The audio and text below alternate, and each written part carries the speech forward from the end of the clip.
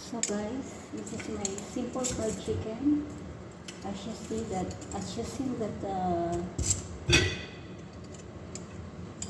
that I cooked by simple, marinated to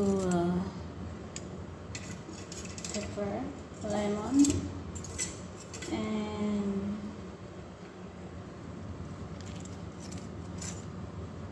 garlic, salt.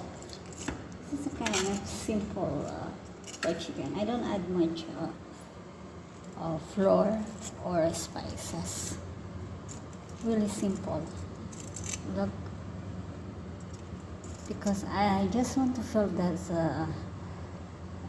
the real chicken, and are really simple. So this is that I share it to all of you, and I don't cut it because it's a long to open the skin.